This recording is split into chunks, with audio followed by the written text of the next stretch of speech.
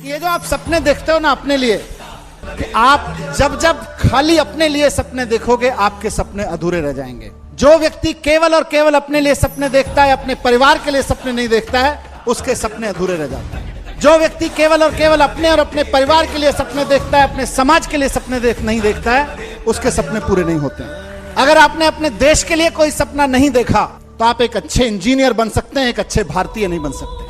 हमारे यहां से निकलते ही 1000 लोगों को जॉब दे दिया, 2000 लोगों को जॉब दे दिया, 5000 जॉब क्रिएट कर दिए नए। वहां से इकोनॉमी खड़ी होगी, वहां से अनएम्प्लॉयमेंट खत्म होगा, वहां से देश खड़ा होगा। हमें सपना देखना पड़ेगा कि हमारा देश ऐसा हो जाए। देश को भी सिर्फ वो आदमी आगे बढ़ा सकता है जो देश के लिए सपने देखता है। खाली नौकरियां करके देश आगे नहीं बढ़ेगा। नौकरी कीजिए, शानदार नौकरी कीजिए, उस देश को लेकर दूर तक का एक सपना दिखाई देना चाहिए।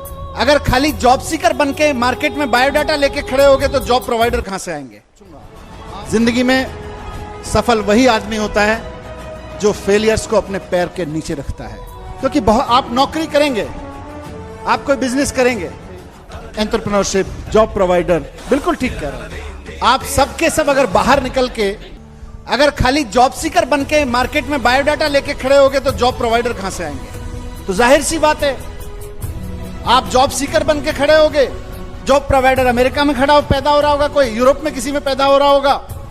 और उसके बाद क्या होगा? उसके बाद हमारा देश पढ़े लिखे बेरोजगार लोगों की फौज खड़ा कर रहा होगा। हमारा देश एक कमजोर सैलरी बेस्ड इकोनॉमी के रूप में आगे रगड़ रगड़ के आगे बढ़ रहा होगा। और आप हमारे बेस्ट ब्रेन के रूप में किसी बहुत बड़ी मल्टीनेशनल अमेरिकन यूरोपियन कंपनी में काम कर रहे होंगे 50 लाख के पैकेज पे। भारत के हिस्से में, भारत की अर्थव्यवस्था के हिस्से में अगर कुछ आ रहा होगा तो ज्यादा से ज्यादा 50 लाख का आपका पैकेज आ रहा होगा, इससे ज्यादा नहीं आएगा। और आप जो प्रोडक्ट बना रहे होंगे, आप माइक्रोसॉफ्ट में काम कर रहे होंगे, माइक्रोसॉफ्ट में वो बनाया हुआ आपका प्रोडक्ट अमेरिका में कोई खरीद रहा होगा, जापान में कोई खरीद रहा होगा, यहां तक कि हिंदुस्तान में भी कोई खरीद रहा होगा, तो उसका प्रॉफिट अमेरिका को जा रहा होगा। इसलिए मैं कह रहा हूं कि आप जॉब प्रोवाइडर बनिए। आप जॉब प्रोवाइडर बनेंगे, आप एंटरप्रेन्योर बनेंगे तो देश की इकोनॉमी आगे बढ़ेगी। अगर आप जॉब सीकर बनेंगे तो देश की इकोनॉमी जॉब सीकर्स की इकोनॉमी बनेगी। पब्लिक रिप्रेजेंटेटिव होने के नाते मैं देश की अपेक्षाएं आपके सामने रख रहा हूं। इस देश ने आप में इन्वेस्ट किया है, इस देश ने आपकी एजुकेशन में, आपकी ग्रोथ में, आपके शानदार इंस्टीट्यूट में इन्वेस्ट किया है। उसके बदले में आप देश को कम से कम एक सपना तो दीजिए। और मैं आपकी आंखों में चाहता हूं कि यह सपना जाए। मैं स्कूलों में जाता हूं, 12वीं के क्लास के बच्चों से बात करता हूं, आप में से कौन कौन लोग नौकरी करना चाहते हैं। 99% बच्चे मुझे कहते हैं जी हम बड़े होकर नौकरी करना चाहते हैं।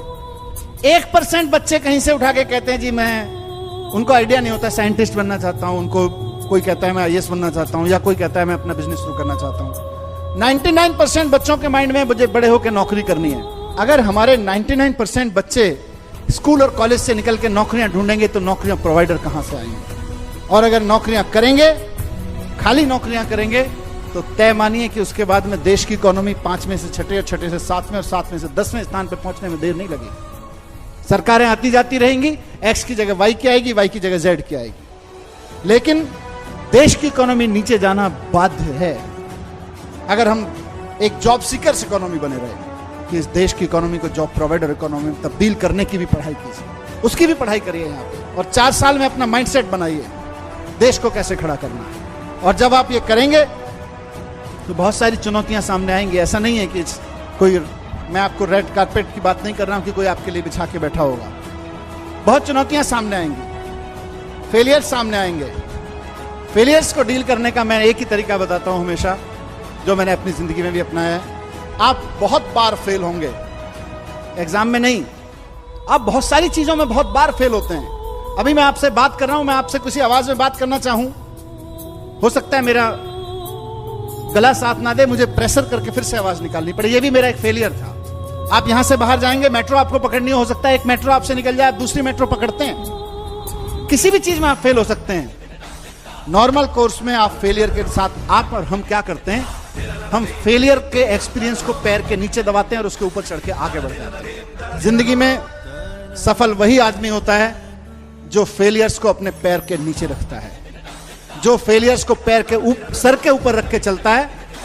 वो एनएसयूटी की डिग्री और सबसे बड़ा पैकेज होने के बावजूद पंखे से लटक के आत्महत्या कर लेता है। सफल वही हो सकता है जो फेलियर्स को पैर के नीचे रख के रखना सीख जाता है और उसकी नियति असफल होने की है जो फेलियर्स को अपने सर पे रख के घूमता है। तो यहाँ 4 साल आप बहुत कुछ नया करेंगे, आउट ऑफ द बॉक्स करेंगे, ऐसी मैं अपेक्षा रखता हूँ। फेलियर से नहीं डरेंगे, फेलियर से सीखें। फेलियर्स होगा तो उसके ऊपर पैर रख के उसको लेसन बना के एक कदम ऊपर उठ चुके होंगे, ये मैं अपेक्षा रखता हूँ। एजुकेशन का नाम मिनिस्टर आप मनीष सिसोदिया को चुन लीजिए या किसी और को चुन लीजिए। आज भारत के लिए बहुत जरूरी है, भारत के संस्थानों के लिए नई सोच होना जरूरी है। क्यों? क्योंकि जब मैं दुनिया भर की यूनिवर्सिटीज में जाता हूं तो कई जगह मैं देख के खुश होता हूं इस बात को देख के कि कई देश अपने बच्चों को नए जनरेशन के रिस्क लेना सिखा रहे हैं, नई तरह से सोचना सिखा रहे हैं। किसी समय हमारे मुल्क में या दुनिया में बैलगाड़ी से धक्का मार के बैलों से गाड़ियां चलती थी। आज हम, किसी ने तो सोचा होगा उस वक्त कि इस बैलगाड़ी की जगह ऐसी गाड़ी बनाई जाए जिसमें जमीन के नीचे दबे पड़े इस पेट्रोल नाम के फ्यूल को उठा के डाला जाए और गाड़ी चल दे। किसी ने तो सोचा होगा। और जिस वक्त पेट्रोल और डीजल से गाड़ियां चल रही थी उस वक्त किसी ने सोचा गैस से चलाई जा सकती है क्या?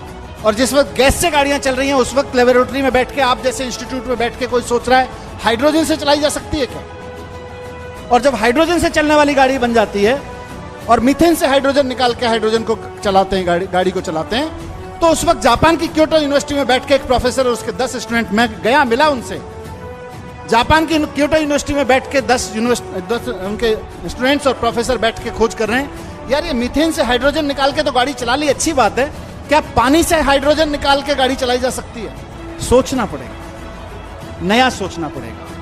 अगर हमारी यूनिवर्सिटीज इस तरह के चैलेंजेस को सोचने का चैलेंज नहीं लेंगी, नए सोचने का, तो भारत दुनिया की टेक्नोलॉजी को खरीदने पे बाध्य रहेगा। आप सोचिए ना, मैं उस दिन क्योटो यूनिवर्सिटी में खड़ा हुआ उन प्रोफेसर साहब से मिल रहा था, उन बच्चों से मिल रहा था, और वो कह रहे हैं कि 5 साल के अंदर अंदर हम पानी से हाइड्रोजन निकाल के हम गाड़ी चला के दिखा देंगे। बड़ी चीज है। उसके बाद हम क्या कर रहे होंगे? हम उस टेक्नोलॉजी की कीमत चुका के उनसे गाड़ियां खरीद रहे होंगे। यही काम काश हमारी किसी यूनिवर्सिटी में हो रहा होता। फिर जापान के लोग सोच रहे होते, अमेरिका के लोग सोच रहे होते, यार भारत इसको खोज कर ले तो हम इनसे टेक्नोलॉजी खरीद लें।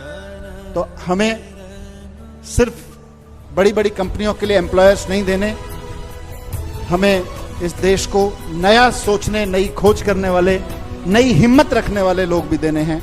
पब्लिक रिप्रेजेंटेटिव बन के आया हूं, लीडर हूं, मिनिस्टर हूं। इन सारी चीजों में मेरी जिम्मेदारी बनती है कि जब मैं आपके लिए करूं, सरकार आपके लिए यूनिवर्सिटी बनाए, सरकार यूनिवर्सिटी में इन्वेस्ट करे पब्लिक के पैसे को, तो सरकार बदले में मांगे भी।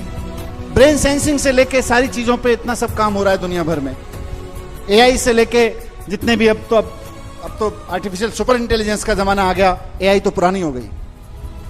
तो इन सब में कैसे हम आगे लेके चलें, कैसे हम वहां जाके खड़े हों कि दुनिया हमारी तरफ देखे। दुनिया तभी हमारी तरफ देख सकती है जब हम अपनी यूनिवर्सिटीज को नया सोचने के लिए एक केंद्र बनाएंगे। कि जब यूनिवर्सिटीज के प्रोग्राम्स होते हैं और बताया जाता है कि हमारे यहाँ से निकलने वाले एक लड़के ने, हमारे यहाँ से निकलने वाले एक लड़की ने, देखिए ये 1 करोड़ का पैकेज ले लिया, मैं दिल से बता रहा हूँ मुझे बहुत खुशी नहीं होती है। मैंने अपने सारे वाइस चांसलर्स को कहा हुआ है, सारी यूनिवर्सिटीज को कहा हुआ है कि एक एजुकेशन मिनिस्टर के रूप में मुझे सबसे ज्यादा खुशी इस बात की होगी जिस दिन आप मुझे ये बताएंगे कन्वोकेशन प्रोग्राम में कि हमारे यहाँ से निकलने वाले एक लड़के ने हमारे यहाँ से निकलते ही 1000 लोगों को जॉब दे दिया, 2000 लोगों को जॉब दे दिया, 5000 जॉब क्रिएट कर दिए नए। वहां से इकोनॉमी खड़ी होगी, वहां से अनएम्प्लॉयमेंट खत्म होगा, वहां से देश खड़ा होगा। तो मैं आप सबको शुभकामनाएं देता हूं। मैंने अपना सपना आपके साथ शेयर किया है। आप में से जिस को लगता है कि वो सपना हमारे लिए भी जरूरी है, आइए मिलके देखते हैं और मिलके साझा करते हैं। बहुत बहुत धन्यवाद, बहुत बहुत शुभकामनाएं।